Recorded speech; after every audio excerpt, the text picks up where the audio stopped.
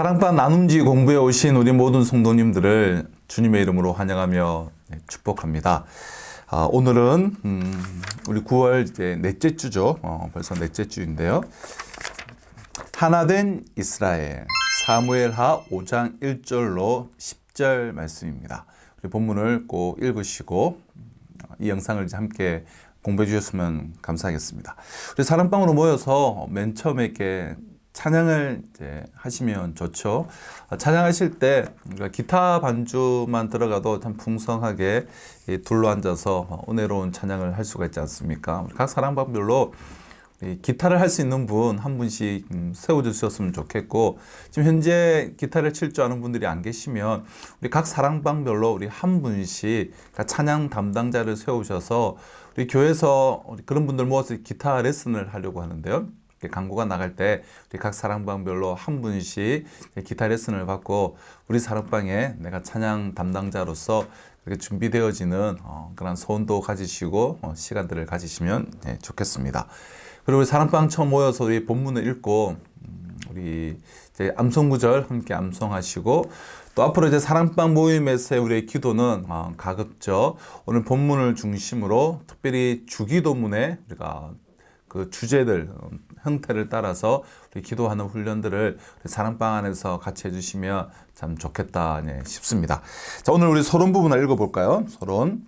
기독교의 핵심 교리인 삼위일체는 삼위 하나님이 한 분으로 계시는 하나됨의 신비입니다. 하나님은 최초의 인류 아담과 하와를 지으시고 서로 한 몸을 이루라고 명령하셨습니다.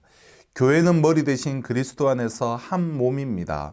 이처럼 서로 연합하며 하나가 되는 것은 신앙과 인간 삶의 본질입니다. 삼위 하나님께서 한 분으로 존재하셨고, 또 아담과 하와를 지으시고 하나됨, 한 몸을 명령하셨고, 또 교회도 머리 대신 그리스도 안에서 하나됨을 이루라고 명령하셨다. 자, 하나됨이 서로 연합하고 하나됨이 신앙과 인간의 삶의 또 교회 존재 이유의 목적이요, 이제 본질이다라는 것이죠. 또 오늘은 이제 드디어 이스라엘이 이제 하나가 되는 통일 이스라엘이 되는 그러한 장면인데요. 먼저 1번, 큰 1번은 우리 1절부터 5절이고요. 또 두 번째 단락인 이제 6절로 10절을 통해서 우리가 2번, 크게 두 단락으로 우리 보도록 하겠습니다. 1번, 다윗이 온 이스라엘의 왕이 됩니다. 방갈로 1번, 이스라엘의 모든 지파는 다윗과 자신들의 관계를 무엇이라고 설명합니까? 1절 보실까요?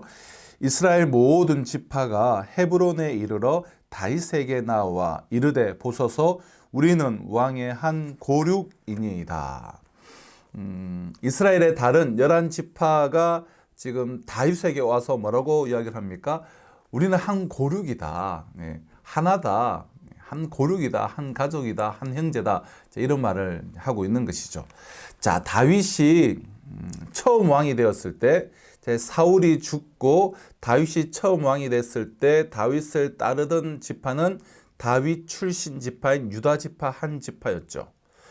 그리고 나머지 11지파는 다 이제 이스보셋을, 사울의 아들인 이스보셋을 왕으로 세워서 이렇게 두 나라가 대치되고 있는 상황입니다.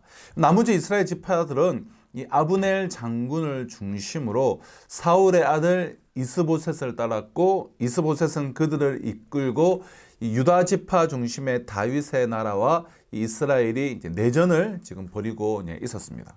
하지만 이스보셋 진영의 이 실권자였던 군사령관 이 아브넬이 어떻게 합니까? 사울의 첩을 취했는데 이스보셋이 막 뭐라고 하자 기분 나빠서, 내가 실제적인 권력을 갖고 있는데 뭐 그런 걸 가지고 따지냐, 나에게 싫은 소리 하냐.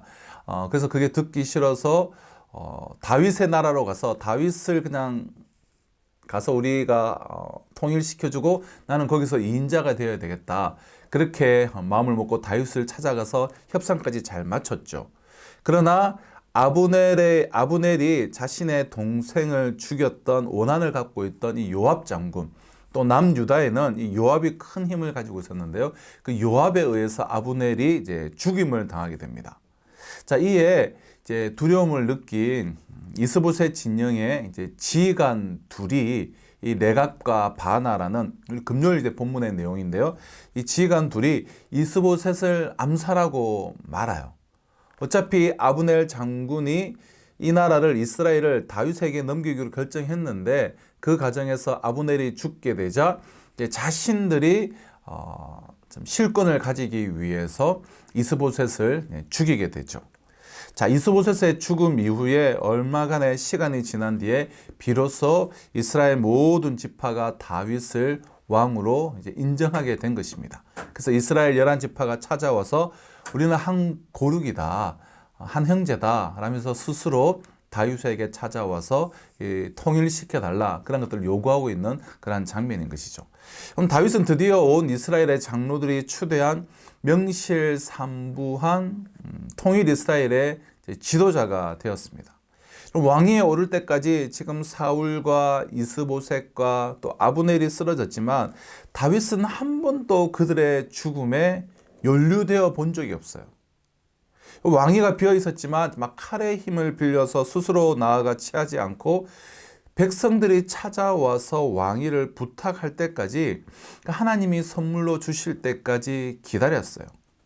자신들의 그 이익에만 막 급급했던 인물들, 그 아브넬과 또 레갑과 바하나 요압 등등의 그들의 모략과 폭력 속에서 다윗은 묵묵히 환란에서 그동안 생명을 주신 하나님만을 의지했죠. 믿음으로만 기다리고 있었어요. 그러니 모든 일들이 다 해결되어지고 그들이 스스로 찾아와서 우리는 지금 한 고륙 아니냐 이러면서 하나됨을 오히려 요구하는, 그래서 그것을 받아들이는 그러한 하나됨의 하나님이 이끄신 가운데 하나됨의 통일 왕국을 이루는 그런 모습을 보게 되는 것이죠. 이스라엘 나머지 11지파가 스스로 찾아와서 우리는 한 고륙이다 라면서 다윗에게 요구했다라는 것입니다. 자, 우리 2번 가보실까요?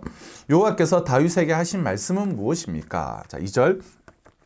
전에 곧 사울이 우리의 왕이 되었을 때에도 이스라엘을 거느려 출입하게 하신 분은 왕이시었고 여호와께서도 왕에게 말씀하시기를 내가 내 백성 이스라엘의 목자가 되며 내가 이스라엘의 주권자가 되리라 하셨나이다. 자, 여호와께서 다윗에게 뭐라고 말씀하셨습니까? 너는 내 백성 이스라엘의 목자가 되며 또 너는 이스라엘의 주권자가 되리라. 이스라엘의 왕 다윗의 역할은 이제 통일 이스라엘의 왕 다윗의 역할은 두 가지로 이제 요약이 되죠. 그는 이스라엘의 목자이며 또한 그는 이스라엘의 주권자다. 목자란 것은 무엇입니까? 목자란 자신에게 맡겨진 양떼를 돌보는 그런 섬김의 직책입니다. 다윗은 본래 아버지의 양을 돌보던 목동이었어요. 목자에게 우선순위는 양떼의 안정과 양떼의 번성이며 이를 위해 목자는 많은 수고를 감내해야만 합니다. 목자는 다스리는 역할이 아니에요. 수고하고 섬기고 감내하는 역할이죠. 자, 또한 이제 또 주권자라는 표현이 있는데요. 그럼 주권자는 다윗이 하나님의 통치 주권을 대리하는 통치자임을 강조하는 그러한 표현이에요.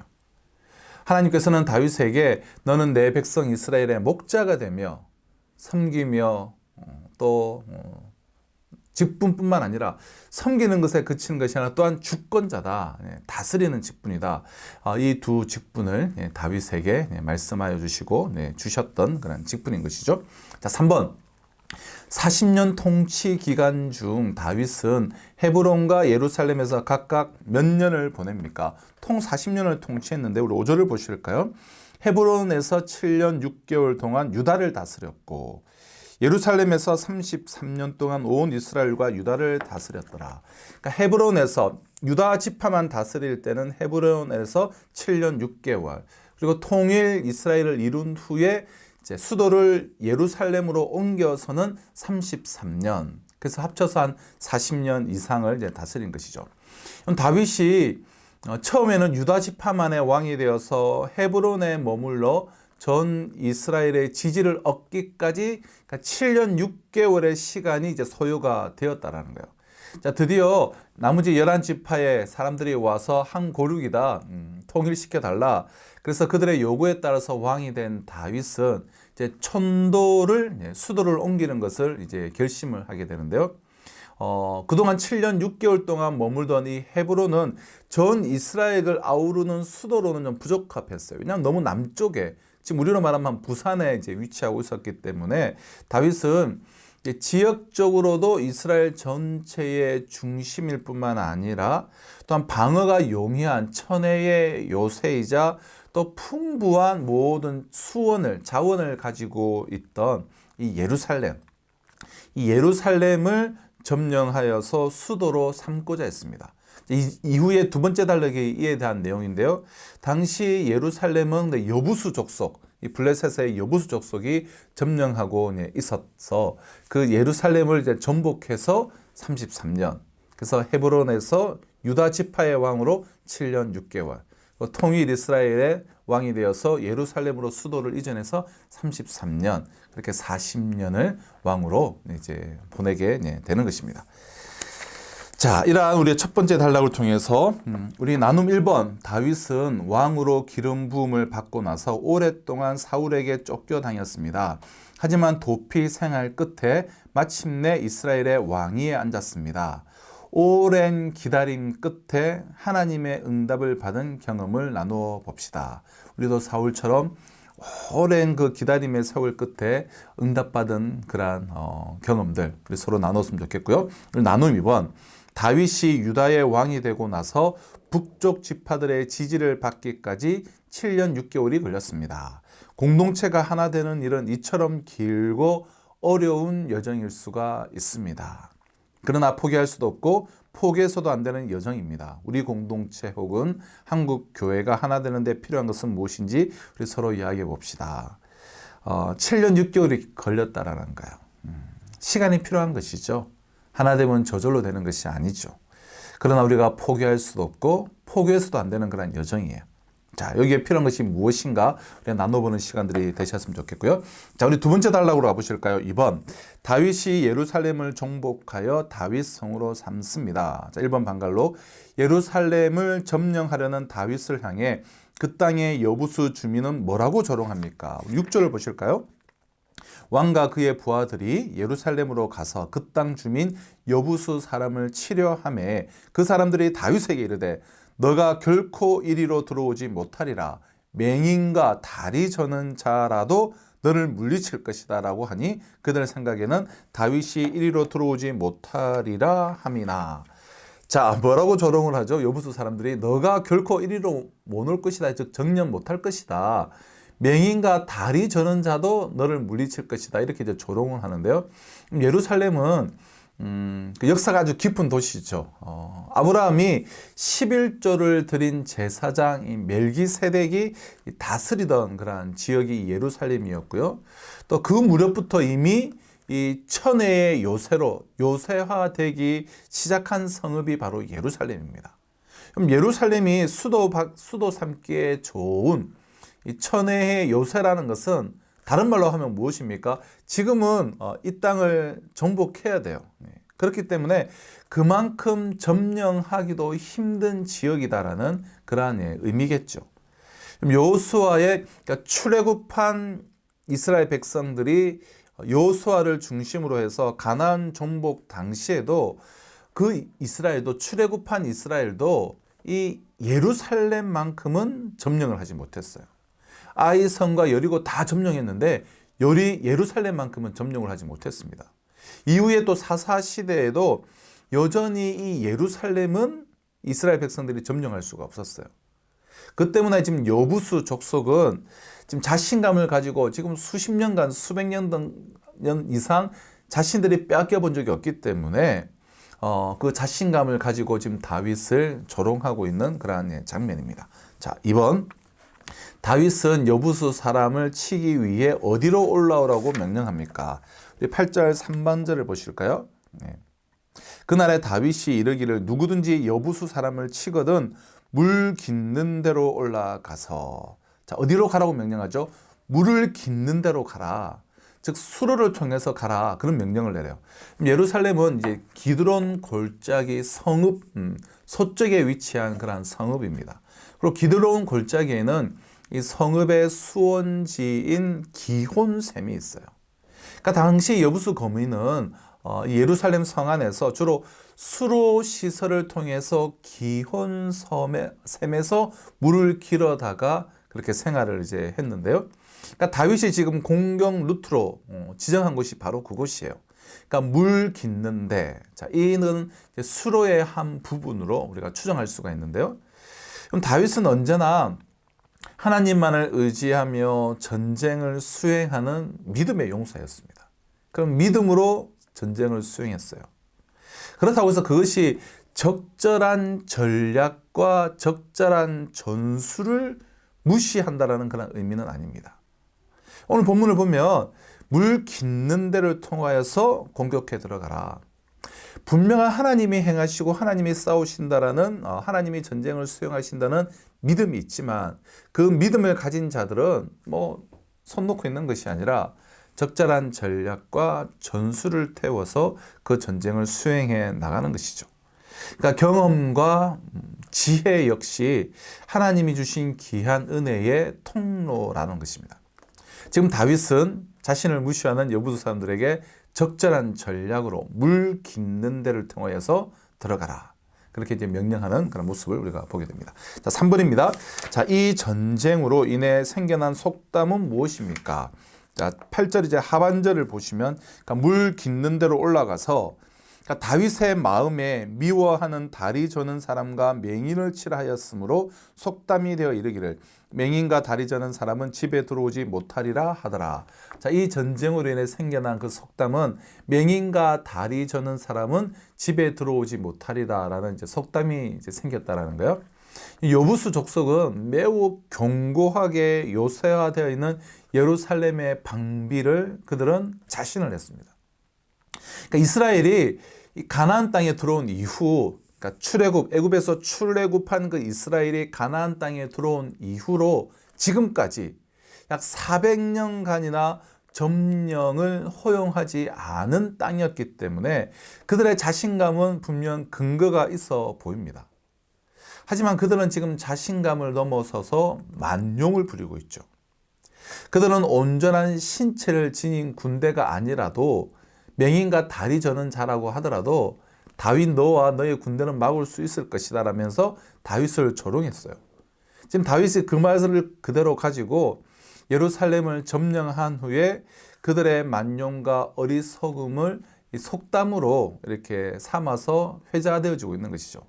속담에 언급되는 맹인과 다리 저는 사람은 즉 다름 아닌 이 만용을 부린 여부수 족속을 뜻하는 것이죠. 자, 그래서 이 전쟁으로 인해 생겨난 속담은 맹인과 다리 저는 사람은 집에 들어오지 못하리라라는 그런 속담이 이제 생겼다라는 것입니다. 자, 우리 이 예루살렘을 정복한 이 본문을 통해서 우리 나눔 3번 여부수 주민은 예루살렘이 가진 지리적 이점과 자신들의 힘을 믿고 자만했지만 하나님 편에 선 다윗의 손에 철저히 무너졌습니다. 나를 자만하게 만드는 것은 무엇인지 우리 한번 서로 이렇게 나눠보고 나눔 3번으로 이렇게 이번 사랑방 모임을 우리가 마무리하면 좋을 것 같습니다. 여러분, 성경은 결과보다는 과정을 더 소중하게 여깁니다. 과정이 중요해요. 결과보다 중요한 것은 과정입니다. 그럼 과정 하나하나가 쌓여서 역사가 움직이고 인간의 운명도 바뀌게 되죠. 누가복음 18장에는 하나님을 두려워하지 않고 사람을 무시했던 불의한 재판관이 나오는데요. 애당초 그 재판관에게 정당한 판결을 기대하는 것은 무리였어요. 하지만 가부는 날마다 그 불의한 재판관을 찾아가서 호소를 하죠. 가부는 가능성은 보이지 않았지만 계속해서 씨를 뿌렸던 거예요.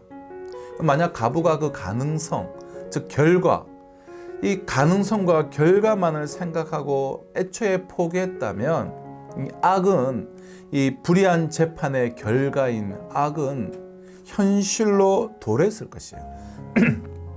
다윗도 지금 이 이스라엘의 왕이 되기까지 이 씨 뿌리는 일을 멈추지 않았습니다. 악에게 지지 말고 선으로 악을 이기라는 그 말씀대로 그는 선으로서 씨를 뿌리며 모든 악한 행위를 이겨나갔습니다. 그럼 다윗이 사울 왕에게 긴 세월 괴롭힘을 당하면서도 그 자신이 괴물이 되지 않았던 이유, 그러니까 원망하지 않고 억울해하며, 여러분 상처받은 사람들은 그 상처로 인하여서 자신이 괴물이 되는 경우가 많죠. 그러나 다윗은 그 긴 세월 고통받고 괴롭힘을 당했지만 그는 괴물이 되지 않을 수 있었던 그 이유도, 가능성은 없었지만 이 씨 뿌리기를 멈추지 않았기 때문이고, 그 결과 악은 현실로 도래하지 않았고, 오늘 우리가 이렇게 지켜보듯이 오히려 자기들끼리 치고받고 싸우고 이렇게 하다가 다윗과는 상관없이 서로 없앨 사람들을 없애주면서 스스로 찾아와서 통일 왕국 하나됨의 이스라엘을 이루는 것을 우리가 보게 되는 것이죠. 여러분, 하나된 이스라엘, 우리도 참 때로는 인내하고 때로는 기다리지만 그러나 그 과정을 소중히 여기며 그 과정을 하나님의 지혜를 따르며 씨를 뿌림으로 하나됨의 귀한 공동체를 세워나갈 수 있는 저와 우리 모두가 되시기를 주님의 이름으로 축복합니다.